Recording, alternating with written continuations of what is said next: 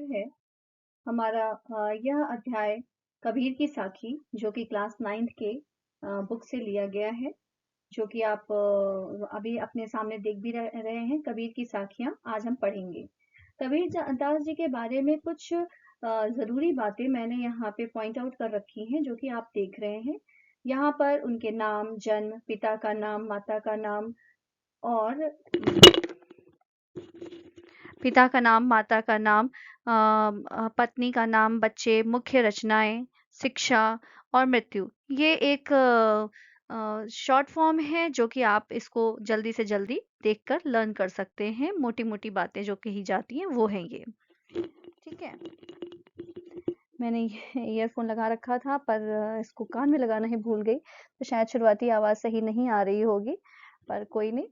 मैंने ऐसा ज़्यादा कुछ ऐसे बोला नहीं, बस यही है कि इनके जो प्रमुख बातें हैं इनसे, इनके जीवन से संबंधित, जो कि आपसे हमेशा ही कभी ना कभी क्वेश्चन पूछे जाएंगे, वो यहाँ पर मैंने दर्शाया है। जैसे उनका नाम संत कबीरदास, जन्म हुआ है 1398 में, लहरतारा में हुआ है, काशी में है ये।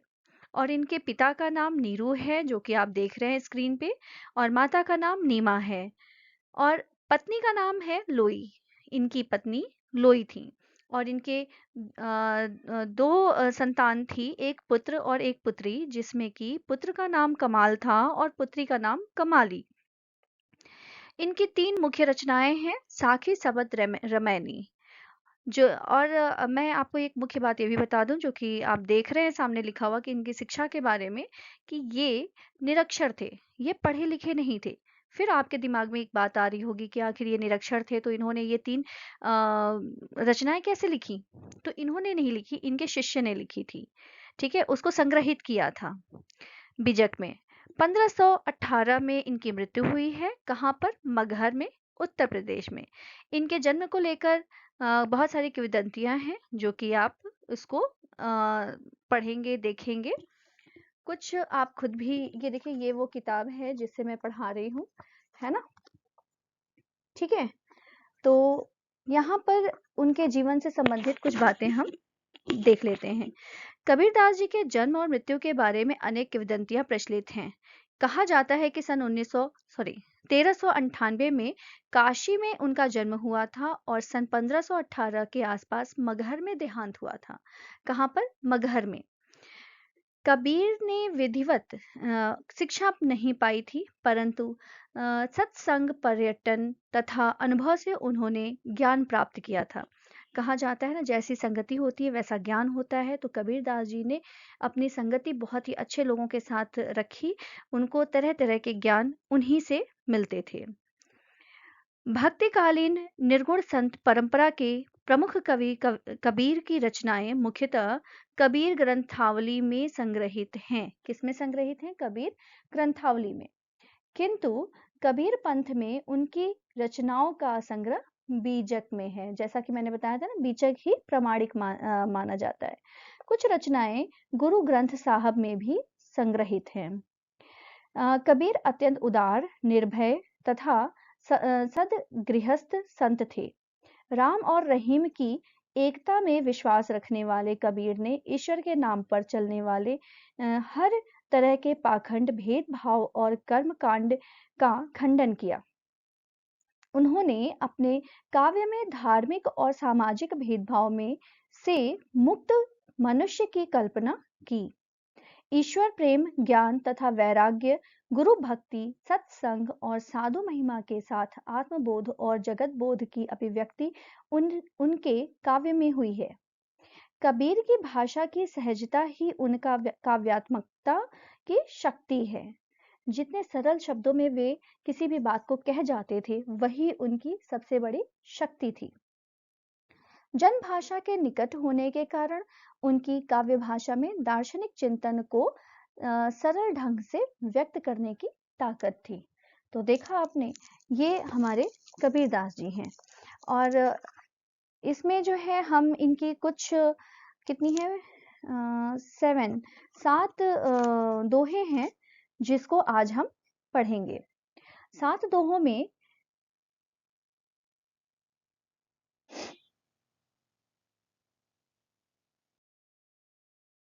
7 दोहों में अभी आपको प्रथम 4 दोहे दिख रहे हैं, जिसको मैंने इंग्लिश में भी कन्वर्ट किया है।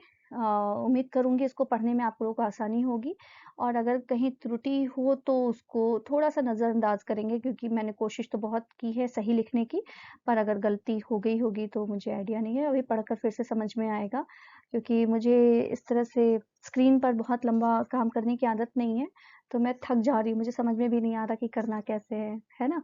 तो बहुत सोचते-समझते में मैं कुछ चीज़ें कर पा रही हूँ, पर ओके। चलिए ठीक है, स्टार्ट करते हैं। मैं थोड़ा हाइलाइटर ले लूँ।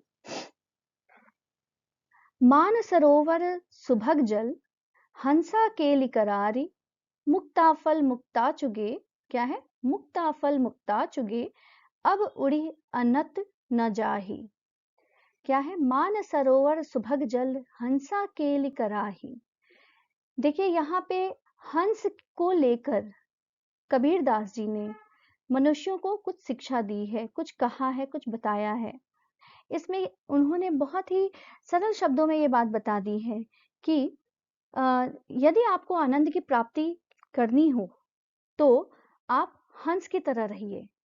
हंस जिस तरह से अपने मानसरोवर में यानी कि तालाब में क्रीड़ा करता है और करते हुए मोती चुगता है, उसी तरह से क्रीड़ा का आनंद उसको इतना ज्यादा रहता है कि वो उस सरोवर को यानी तालाब को वो छोड़ना नहीं चाहता।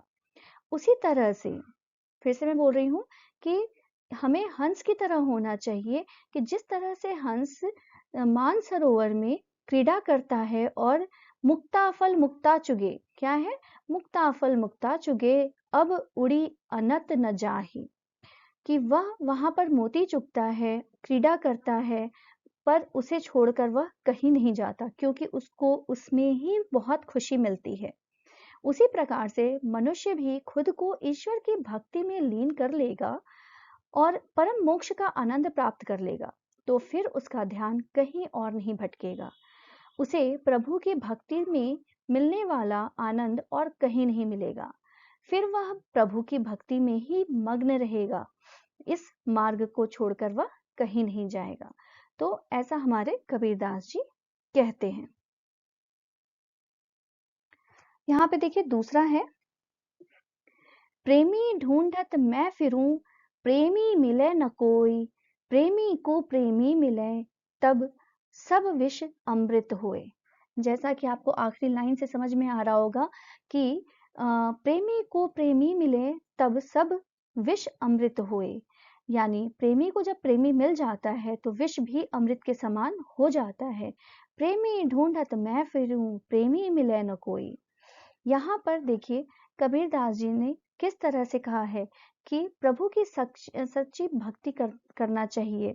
दूसरे मनुष्य को उसकी जात, धर्म या काम के लिए नीचा नहीं दिखाना चाहिए। सभी मनुष्यों को समान भावना से देखना चाहिए। यहाँ पे है ना ढूंढना, प्रेमी ढूंढत मैं फिरूं, प्रेमी मिले न कोई। सच्चा भक्त ढूंढ रहा हूँ पर सच्चा भक्त कोई नहीं मिल रहा। क्यों? क्योंकि सब जात पात अंधविश्वास में लगे हुए हैं। प्रेमी को प्रेमी मिले तब सब विष अमृत होए। तो यहाँ पर आइए बताती हूँ कि जब दो सच्चे प्रभु भक्त आपस में मिल जाते हैं तो उनके बीच में कोई भेदभाव, कोई ऊंच नीच, क्लेश नहीं होता, बुरी भावनाएं नहीं होती हैं। जब दो सच्चे भक्त एक दूसरे से मिलते हैं ना तो उनकी जात पूछते हैं, ना ही वो क्या खाते हैं, पीते हैं, कैसे रहते हैं, उनको बस उनकी दोस्ती ही पसंद आती है। तो इसलिए आज की दुनिया में इस तरह के सच्चे भक्त मिलना बहुत ही मुश्किल है। हस्ती चढ़िए ज्ञान की सहज दुलीचा डारे। हस्ती चढ़िए ज्ञान की नहीं, यहाँ कौ है। हस्ती चढ़िए ज्ञान कौ, सहज दुलीचा डारी, स्वान रूप संसार है, भूकन दे झक मारी। ओहो, यहाँ मैंने ठीक करना मैं भूल गई हूँ।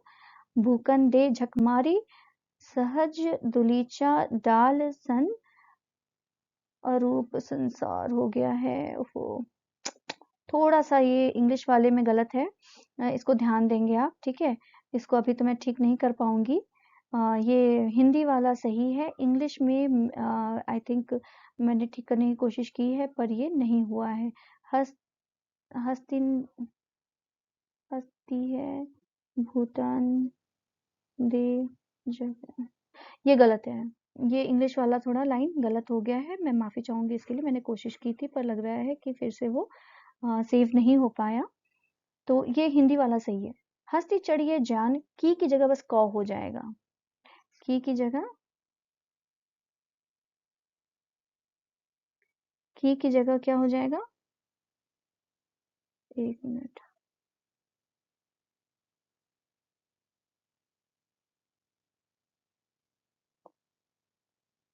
हाँ, मुझे लिखने नहीं आ रहा है ऐसे तो।